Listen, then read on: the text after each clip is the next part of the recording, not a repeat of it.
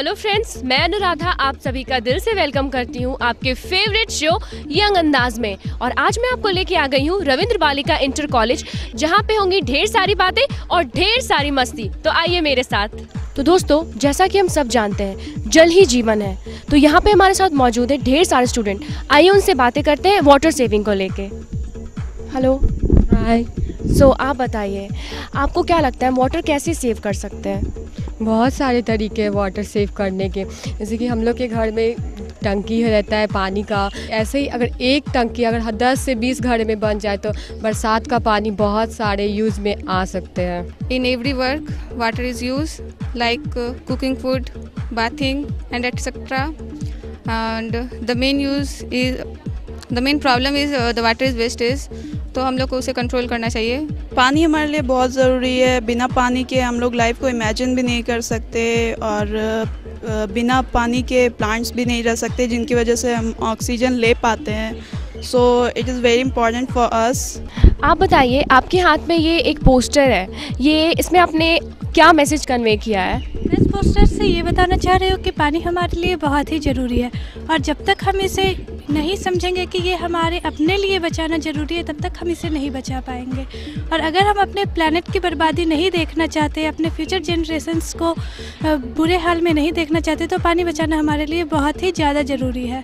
हम पानी को बचाएंगे और बदले में पानी हमें जीवन देता है। तो आप हमें 2 टिप्स दीजिए जिससे हम पानी सेव कर सकते हैं। पहली बात, रेन वाटर की बहुत बर्बादी होती है, तो हम रेन वाटर हार्वेस्टिंग के तरीके से बचा सकते हैं, जिसमें हम अपने छत को एक डायरेक्ट अंडरग्राउंड टैंक से जोड़ सकते हैं। और दूसरी बात कि हम पानी को अपने ज़रूरत के अनुसार ही यूज़ करें।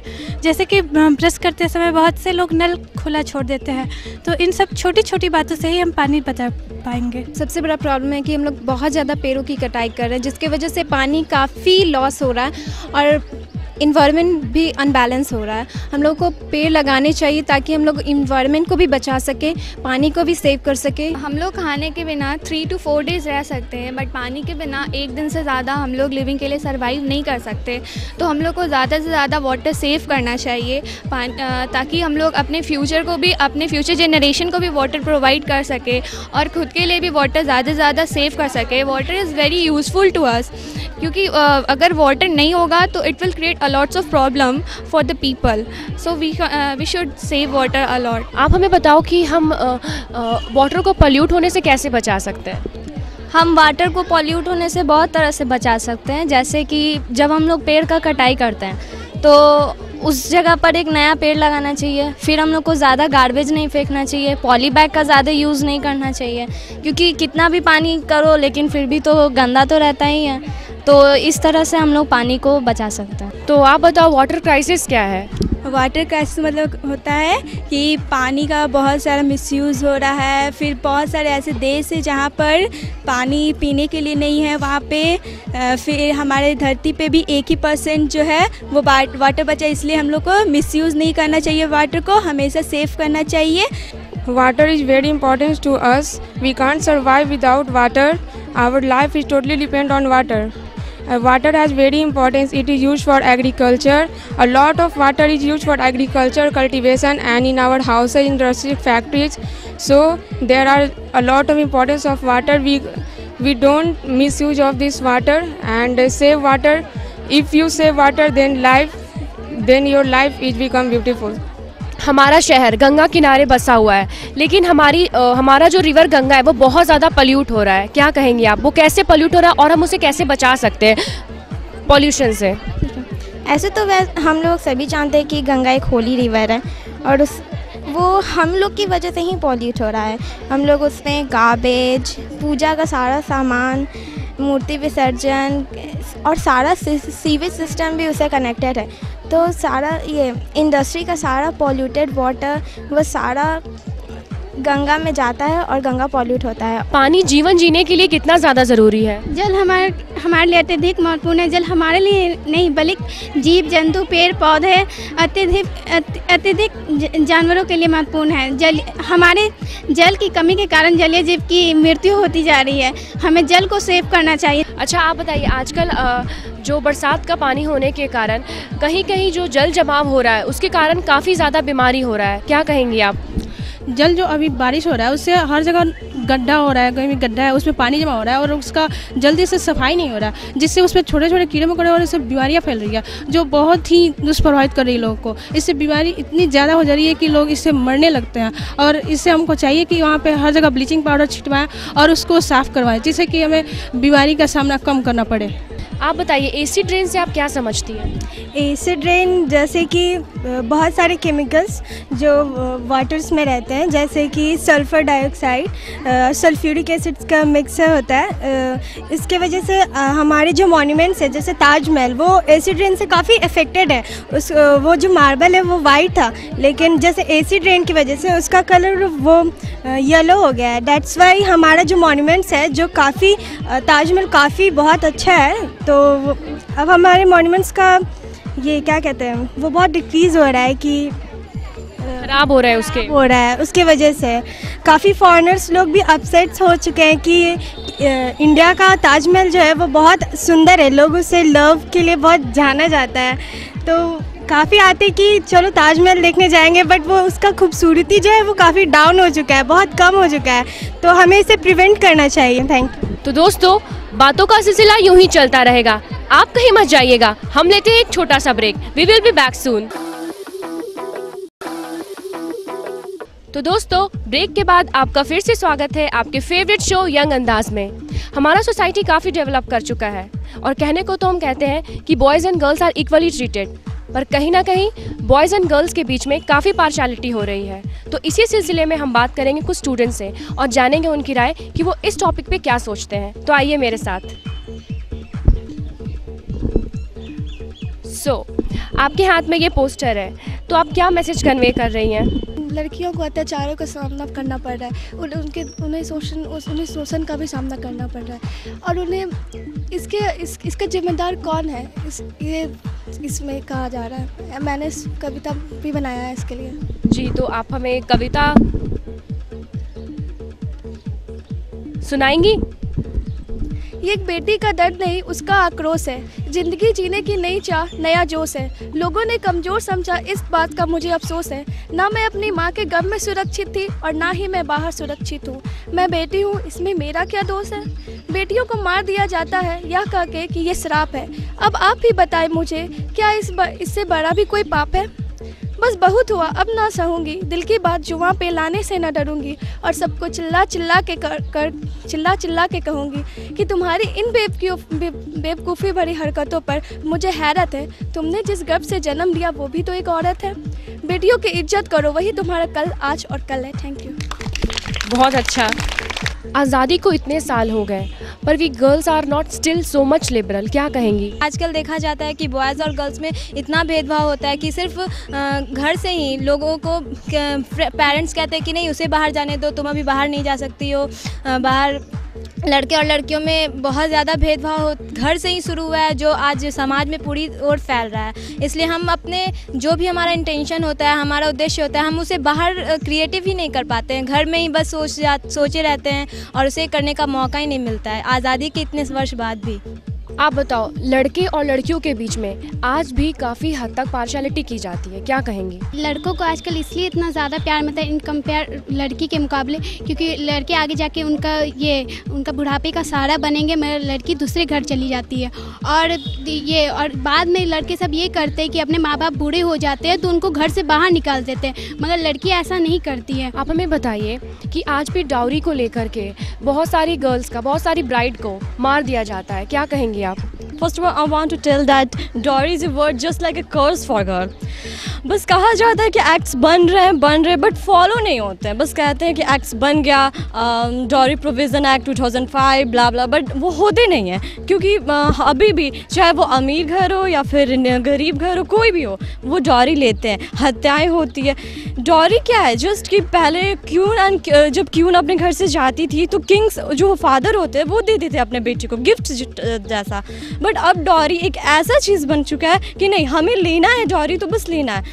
ये बहुत बुरा है। बस गवर्नमेंट हमारी रूल्स बना रही है, इतने सारे हत्या हो रहे पर कोई उसका कुछ नहीं होता। केस रोज़ बनता है, मतलब एक दिन में बहुत केसेस आते हैं बट उसका कोई सल्यूशन नहीं होता। आज भी लड़कियां मर रही हैं, उन्हें जलाया जा रहा है। तो ये क्या है? बस हमारी गवर्नमेंट देखती जा रही है, केस FIR दर्ज हो रहा है, बस कुछ होने वाला नहीं है। सो इस चीज़ को बदलना बहुत ज़रूरी है। गर्ल्स की सिक्योरिटी के लिए कैसे कैसे लॉज होने चाहिए हमारे सोसाइटी में? लड़कों के हिसाब से कि लड़कों के मुकाबले हम लोग को उस हद तक आगे जाने देना चाहिए, लेकिन ऐसा नहीं है क्योंकि हमारा समाज ऐसा नहीं करने देता है, क्योंकि वो उनको पहले ही लगता है कि नहीं ये तो बेटी है, ये ऐसा क्या करेगी। इसलिए मैं ये चाहती हूँ कि गवर्नमेंट कुछ ऐसा एक्ट बनाए जो कि उसको ये भी किया जाए कि हाँ उसको चलाया जाए, जिससे कि हम लोग को सुरक्षा मिल सके। और भी बहुत सारे ऐसे एक्ट हैं जैसे कि डॉरी प्रोविज़न एक्ट, जैसे अभी उसने बताया। ये तो हर घर में देखा जाता है कि भाई को ज़्यादा वैल्यू मिलता है बहन से कम। जैसा होता है कि अगर भाई थक के आता है घर तो माँ बोलती है कि बाबू जाओ भैया को जाके पानी दे दो, लेकिन कभी ये नहीं होता है कि बहन थक के आई तो भाई को बोला जाए कि तुम पानी लाओ। इस तरह के बहुत सारे हम लोग डिफरेंस देखते हैं। ये तो घर का ही डिफरेंस है। और लाइक अगर भाई को कहीं जाके बाहर पढ़ना, उसके मन का करियर ऑप्शन उसको चुनने के लिए मिलता है। इवन उसको अपने मन की लड़की भी चुनने के लिए मिलती है, लेकिन ये लड़कियों के साथ हमेशा होता है कि उनकी तो शादी हो जाएगी, कितना पढ़ा के क्या करना है। लेकिन अब बहुत कम ही हुआ है, लेकिन फिर भी ऐसा डिफरेंस हम लोग अपने घर में देखते ही हैं। भाई बहनों में अभी भी पार्शियलिटी होती है, लड़कों को ज़्यादा सपोर्ट मिलता है कंपेयर देन लड़कियों को। हम पेरेंट्स अधिकतर लड़कों को ज़्यादा सपोर्ट करते हैं। कई हमेशा उनको ज़्यादा चीज़ देते हैं, अच्छे स्कूलों में पढ़ाते हैं। लड़कियों को कम उतने ज़्यादा सपोर्ट नहीं मिलता है। कहने को तो हम अब कहते हैं कि boys and girls are equally treated, लेकिन स्टिल भारत देश को पुरुष प्रधान देश कहा जाता है। क्या कहेंगी? यही कहना चाहते हैं डैड कि लड़कियों को भी वही सम्मान देना चाहिए जो लड़कों को दिया जाता है। भेदभाव बिल्कुल नहीं होना चाहिए, और जिस तरह से लड़कों को देखा जाता है उसी तरह से लड़कियों को भी देखना चाहिए। हम लड़कियां किसी भी फील्ड में कम नहीं है लड़कों से, लेकिन स्टिल कहीं ना कहीं बहुत सारे गांव में, बहुत सारे शहर में इंडिया के लड़कियों को अभी भी पीछे माना जाता है। क्या कहेंगी? लड़की और लड़के में भेदभाव का सबसे बड़ा कारण है हमारी सोच, और ये सोच सबसे पहले हमारे घर से होती है। घर होती है, फिर उसके बाद मोहल्ले, और ये फिर पूरी सोसाइटी में फैल जाती है। जिस तरह हम लोग सारी फैसिलिटी बॉयज़ को देते हैं, अगर सेम फैसिलिटीज़ हम लोग गर्ल्स को दें तो वो भी बॉयज़ से कम नहीं होंगी। तो फैसिलिटीज़ बॉय के साथ साथ हम लोगों को गर्ल्स को भी देना चाहिए। हम लोग को पता है अगर एक बॉय एजुकेट होता है तो वो खुद एजुकेट होगा, अगर एक गर्ल एजुकेट होती है तो वो सारे अपने परिवार को एजुकेट करेगी, जिससे एजुकेशन बढ़ेगा, और एजुकेशन बढ़ेगा तो गर्ल्स का इंपॉर्टेंस बढ़ेगा। आजकल महिला जो है वो पुरुष के साथ कंधा से कंधा मिला के चलती है, और वो बहुत ही एजुकेटेड है। और आजकल हर क्षेत्र में, पढ़ाई में, स्पोर्ट्स में, सब चीज़ में महिला बहुत आगे है। और हमारे देश के लिए वो बहुत इंपॉर्टेंट है कि महिला को बहुत एजुकेटेड किया जाए। अच्छा, आप हमें बताइए कि अभी भी हमारे फैमिली में करियर ऑप्शन को लेके बॉयज़ एंड गर्ल्स के बीच में डिस्क्रिमिनेशन किया जाता है। क्या कहेंगी? डिस्क्रिमिनेशन बहुत किया जाता है, क्योंकि लड़कियां अगर जॉब करे या फिर जो भी, तो देखते हैं कि उनका वंश आगे बढ़ेगा, उनका फैमिली आगे बढ़ेगा, और लड़कियां करेंगी तो वो कहीं और जाएंगी। मगर लड़कियों को पढ़ाना वो इसलिए नहीं चाहते क्योंकि लड़कियों से वंश आगे, वो सोचते हैं, थिंकिंग उनकी है कि वंश आगे नहीं बढ़ती, और लड़कों अगर रहेंगे तो लड़कों से अब हमारा वंश आगे बढ़ेगा, एजुकेटेड होगा। तो मैं यही कहना चाहूँगी कि लड़के ही इसमें इन्वॉल्व नहीं, लड़कियाँ भी इन्वॉल्व है। क्योंकि कहीं भी अगर पति पत्नी अभी रिलेशन अगर हो और बच्चा हो तो उसको first of all class mummy ही उसकी देती है, मदर से ही आगे वो बढ़ता है। तो अगर उसकी मम्मी एजुकेटेड हो या फिर लड़कियाँ एजुकेटेड हो तो ही मतलब आगे अच्छा रिस्पांस हो सकता है। आप सोचिए समझिए, अगर बेटी को आप बढ़िया से इज्जत दीजिएगा, बढ़िया से करिएगा, तो बेटी भी किसी के लिए बोझ नहीं होती है। अगर बेटी को प्यार से देखें तो बेटी बोझ नहीं, बहुत प्यारी होती है। Thank you. हेलो, हाय, आप बताइए, बीइंग अ गर्ल, आपको क्या लगता है कि आपने कभी भी पार्शियलिटी, डिस्क्रिमिनेशन का सामना किया है? ज़्यादातर ये गांव में होता है। गांव में लड़के लड़कियों के लिए कोई अच्छा डिश बना, कोई अच्छा खाना बना तो मम्मी पापा बोलते हैं कि पहले बेटा को दिया जाता है, बेटी को बाद में दिया जाता है। पर ऐसा नहीं करना चाहिए, बहुत गलत है, बहुत गलत सोच है। उनको अपनी सोच बदलनी चाहिए कि ऐसा ना करें। माँ बाप आज भी अपनी बेटियों को बोझ समझते हैं, क्या कहेंगी और क्या अवेयरनेस फैलाएंगी आप? Today's this type of discrimination are divided in the society into two parts, and this we conclude that in a particular state if there is 1,000 of boys then only 600 girls. So due to this we will conclude that in a longer time we see the girls are wholly extinct, and I request my government to take a strict action and a serious action to maintain this. Thank you. तो दोस्तों बातों का सिलसिला यूं ही चलता रहेगा, आप कहीं मत जाइएगा, आगे बहुत कुछ है हमारे पास। हम लौटेंगे छोटे से ब्रेक के बाद।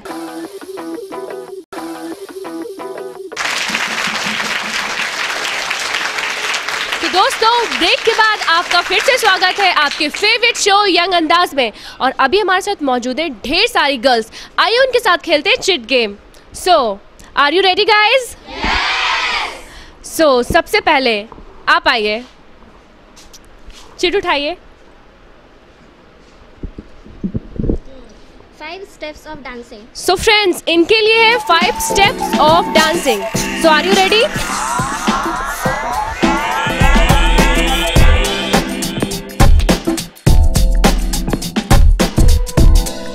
One.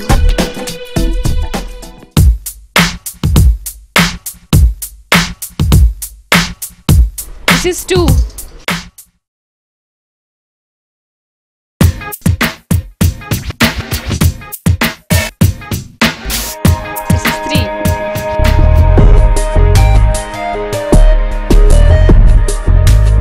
Nice. This is 4.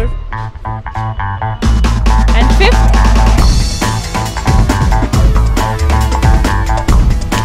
Whoa, very nice.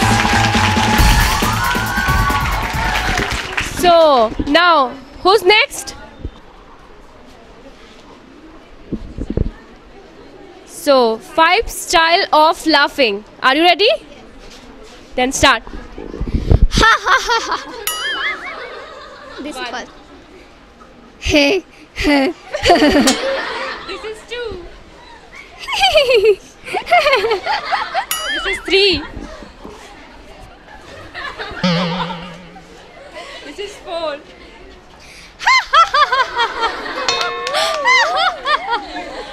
So very nice. दोस्तों इनको देख के तो ये तो कंफर्म हो गया कि इन्हें हंसने के ढेर सारे स्टाइल आते हैं। So who's next? Take a chit. Beggars acting. So friends इनके लिए है beggars acting. So are you ready? Yes ma'am. Okay. So मुझे कुछ खाने को दे दो, मैं बहुत भूखी हूँ, मेरे बच्चे बीमार पड़े हैं, मेरा पति भूखा पड़ा है, मुझे कुछ खाने को दे दो, मुझे कुछ खाने को दे दो। अल्लाह अल्लाह मेरी रहम कर, कुछ खाने को दे।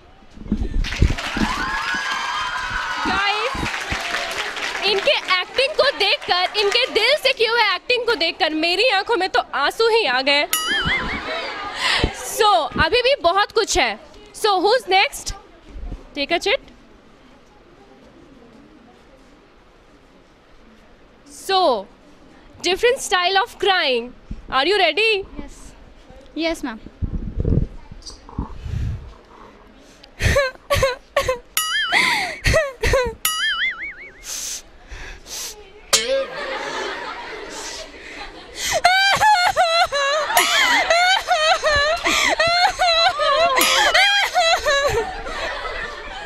Very nice.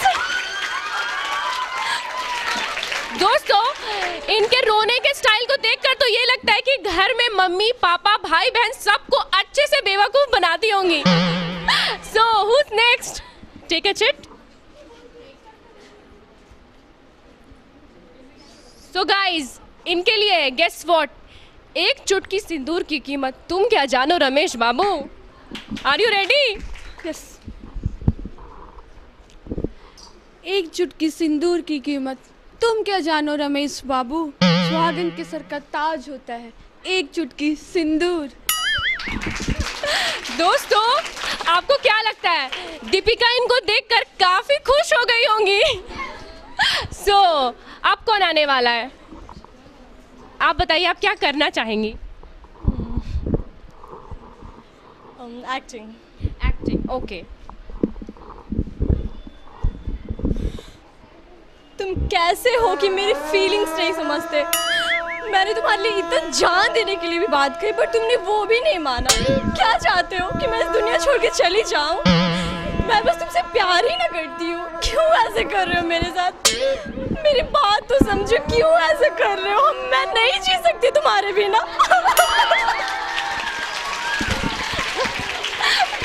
दोस्तों, आपको क्या लगता है? ऐसा लग रहा है कि इनका बॉयफ्रेंड इनको जबरदस्ती छोड़ के भाग रहा है ना? So guys, who's next? Take a seat. So guys, guess what? Catwalk. आप काफी टॉल है और आप पे काफी सूट भी करेगा. So are you ready? Yeah. Okay.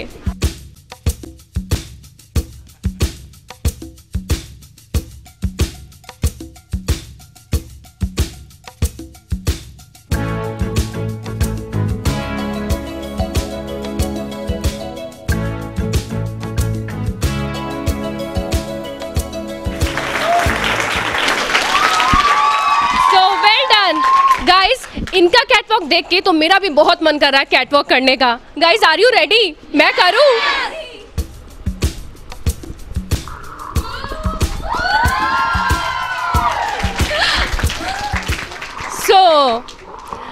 बहुत हो रही है मस्ती. आई होप कि आप लोग काफी इंजॉय भी कर रही हैं. सो who's next? Take a seat.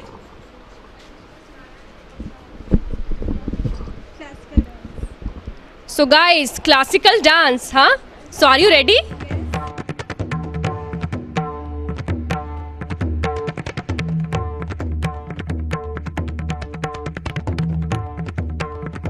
बहुत बढ़िया. इनको देखकर तो ऐसा लग रहा है ये काफी एक्सपर्ट है.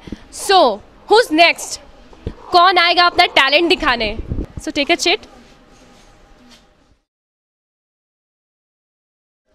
Guys, they are very lucky.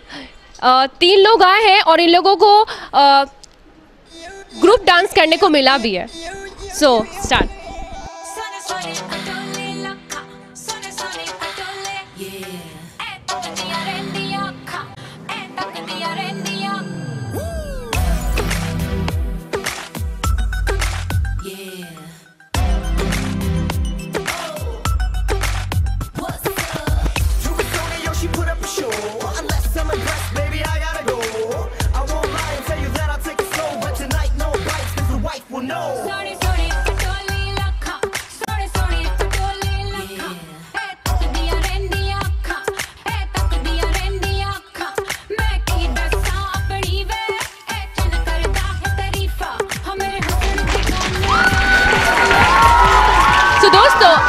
कि आपने हमारे एपिसोड बहुत बहुत एंजॉय किया, क्योंकि मैंने तो बहुत मज़ा किया. आपको हमारा एपिसोड कैसा लग रहा है? आप हमें मेल कर सकते हैं etv.youngandaz@gmail.com पे. तब तक के लिए मैं अनुराधा आप सभी से अलविदा लेती हूँ. Bye bye, take care.